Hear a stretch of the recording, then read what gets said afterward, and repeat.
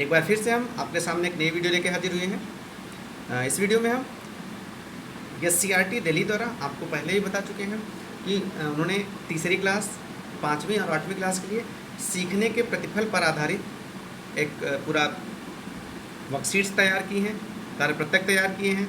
English Hindi दोनों medium में सभी सब्जेक्ट के, हिंदी के, इंग्लिश के, मैथ्स के, साइंस के, सोशल साइंस के, इन सब के तैयार किए हैं, जिनमें 10 वर्कशीट हैं। हर वर्कशीट में 15 प्रश्न हैं। अब जो सब्जेक्ट वाइज कुछ डिफ़र कर सकते हैं, क्लास वाइज कुछ डिफ़र कर सकते हैं। 8वीं में हर वर्कशीट में, जैसे सोशल साइंस की वर्कशीट है जिसमें 10 वर्कशीट्स हैं, हर वर्कशीट में 15 प्रश्न हैं। बहुविकल्पी प्रश्न है, बहुत ही इंपॉर्टेंट प्रश्न है, ज्ञानवर्धक प्रश्न है। जीके के आपकी बढ़ोतरी करेंगे, इससे आप वनडे एग्जाम्स दे रहे हैं। बहुत सारे लोग जो 6ठी से 8वीं की बुक्स पढ़ते हैं, SST की या विज्ञान की, उनको क्या जो वनडे एग्जाम्स में ऐसे प्रश्न आते हैं तो वो भी इसको पढ़ सकते हैं। तो हमने अपने चैनल पर 2 वीडियोस, पहली कार्यपत्रक और कार्यपत्रक संख्या 2, उनको अपलोड किया है। आज आपके सामने हम तीसरे कार्यपत्रक को लेकर हाजिर हुए हैं। आप इसको पढ़ते हैं। सभी प्रश्न अनिवार्य हैं। प्रश्नों को ध्यानपूर्वक पढ़िए और सही विकल्प के सामने सही का निशान लगाइए। अब कहानी शुरू करते हैं। निम्नलिखित में से किस कालखंड को भारतीय इतिहासकार औपनिवेशिक युग कहते हैं?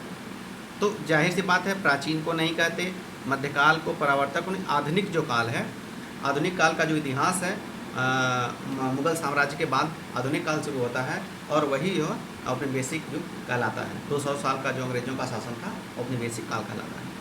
और औपनिवेशिक काल में नील की मांग सबसे ज़्यादा किस महाद्वीप में बढ़ी? तो सबसे ज़्यादा जो है ये यूरोप महाद्वीप, क्योंकि यूरोप में नील की सबसे ज़्यादा मांग थी। इसीलिए यूरोपीय जो ब्रिटिशर्स थे भारत में नील की खेती कराते थे, बहुत ज़्यादा शोषण करते थे। और आपने को पता होगा नील विद्रोह एक बहुत फेमस आपके इतिहास में विद्रोह है। महात्मा गांधी ने ही 3 कठिया प्रथा के जो प्रणाली थी, इसके खिलाफ भी बिहार में आंदोलन चला था। ये सब आप अपनी किताबों में पढ़ेंगे, उस पर हम थोड़ा बहुत बस जानकारी दे रहे हैं। तीसरा है, मुंडा समुदाय के लोगों ने के लिए स्वर्ण युग का अर्थ क्या था? तो जो मुंडा समुदाय के लोग हैं उनके लिए स्वर्ण युग था गौरवपूर्ण अतीत का पुनर्जीवन, वही उनके लिए स्वर्ण युग का अर्थ था। तो आपका भी उत्तर सही है। चौथा प्रश्न है, 1854 ईस्वी में वुड डिस्पैच ने भारत में यूरोपीय शिक्षा का व्यवहारिक लाभ क्या बताया? तो व्यवहारिक लाभ उन्होंने क्या बताया? ब्रिटिश वस्तु की मांग का बढ़ाना, भारतीयों को उच्च पदों की प्राप्ति, स्थानीय भाषाओं का प्रचार करना, भारतीय वाणिज्य का विकास। तो व्यावहारिक लाभ उन्होंने बताया था, उत्तर ए सही है, ब्रिटिश वस्तु की मांग का बढ़ना, ये व्यावहारिक लाभ। 5वां प्रश्न आपका है, निम्नलिखित में से किन मामलों को केंद्र सूची में रखा गया है? रक्षा और विदेश, वन और कृषि, शिक्षा एवं स्वास्थ्य, मताधिकार एवं भाषा। केंद्र सूची आपको पता है, हमारे संविधान में कुछ सूचियां हैं, तो इसमें जो रक्षा और विदेश, ये केंद्रीय सूची के विषय हैं। इस पर केंद्र सरकार ही केवल कानून बना सकते हैं। 6ठे प्रश्न पर आते हैं, निम्नलिखित उद्योगों में से कौन सा वन आधारित है? वनस्पति तेल, खनिज तेल, औषधि रसायन, मत्स्य तेल निर्माण। आपका जो 6ठा प्रश्न है उसका जो उत्तर होगा वन में औषधियाँ, औषधि रसायन यानी सी जो होगा, ये आपका सही उत्तर है। 7वां प्रश्न है कि भारत में पटसन का अग्रणी उत्पादक राज्य कौन सा है? पटसन पश्चिम बंगाल, उड़ीसा, असम, डी कर्नाटक। तो आपका जो उत्तर होगा वो पश्चिम बंगाल, सबसे ज़्यादा पटसन, जूट, ये सब यहीं उत्पन्न होते हैं। ए उत्तर आपका सही है, ए विकल्प आपका सही है। 8वां है, स्तंभ ए का मिलान स्तंभ बी से कीजिए और सही विकल्प का चयन कीजिए। देखिए, वैदिक फार्म यानी जिसे वेदिका कृषि बोलते हैं, समोच्च रेखीय जुताई, रक्षक मेखला, हाँ 3 ही है, नहीं 4 है। इस पूरे प्रश्न को ऐसे देखते हैं तब आपको समझ में आएगा।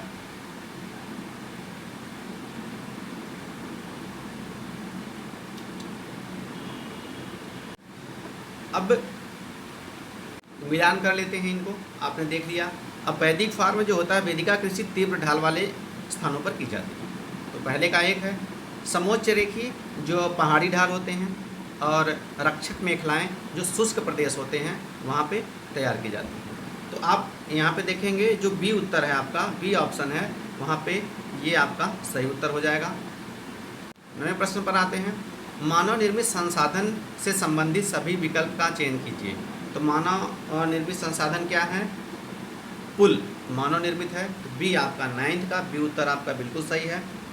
10वां प्रश्न पर चलते हैं। जल की मांग को पूरा करने का एक प्रमुख उपाय निम्नलिखित में से कौन सा है? जल का सीमित उपयोग, जल का कम से कम उपयोग, जल का पुनर्चक्रण। उनकी मांग को पूरा करने का एक प्रमुख उपयोग ये है कि हम जल का क्या करें? पुनर्चक्रण करते रहें। तो सी आपका सही उत्तर है। न्यायालयों की व्यवस्था को कहा जाता है न्यायपालिका। आपका ए उत्तर सही है। कार्यपालिका नहीं, नगरपालिका नहीं, विधायिका नहीं।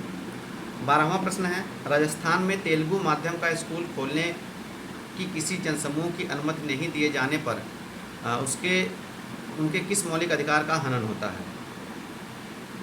अब देखिए, शिक्षा जो है और भाषा, संस्कृति, ये सब जो हैं ये सांस्कृतिक और शैक्षिक जो अधिकार होते हैं इनके अंतर्गत मौलिक अधिकार आते हैं। तो आपका बी उत्तर जो है सही होगा। 13वां प्रश्न है। लोकसभा में किस राज्य के सांसदों की संख्या सबसे अधिक है? तो आपको पता है लोकसभा में उत्तर प्रदेश से सबसे ज़्यादा 80 सीटें हैं। तो यूपी 13 का आपका सी उत्तर बिल्कुल सही है। प्रश्न 14 पर आते हैं। खनन और खनन परियोजनाओं के कारण विस्थापित होने वालों में सबसे अधिक संख्या किस समुदाय की है? अनुसूचित समुदाय की, ग्रामीण समुदाय की, आदिवासी समुदाय की, अल्पसंख्यक समुदाय की। तो 14 का आपको पता है सबसे ज़्यादा आदिवासी जंगलों में रहते हैं। तो आदिवासी समुदाय सबसे ज़्यादा क्या होता है? विस्थापित होता है। तो आपका डी उत्तर सही है। 15वां प्रश्न है। निम्नलिखित आरेख में रिक्त स्थान को भरने के लिए दिए गए विकल्पों में से सही का चयन कीजिए। अब देखिए, आपके सामने सर्वोच्च न्यायालय है। यह भारत की जो न्यायिक प्रणाली है उसका एक आरेख है। निचली अदालतें होती हैं। उसके बाद आपके जो होते हैं आपका जो उच्च न्यायालय आएगा। उच्च न्यायालय आपका सी उत्तर बिल्कुल सही होगा। और इसे कर लीजिए। आपके 15 प्रश्न, आपकी जो वर्कशीट संख्या 3 थी तो समाप्त हुई। करके इसे आप अपने कक्षा अध्यापक को भेजिए या खुद करके अपने दोस्तों तक शेयर करिए ताकि उनको भी इसका लाभ मिल सके। वीडियो देखने के लिए सभी बच्चों का बहुत बहुत धन्यवाद। और अगर आप हमारे चैनल पर पहली बार आए हैं तो चैनल को जरूर सब्सक्राइब करें, बेल आइकन दबाइए। धन्यवाद।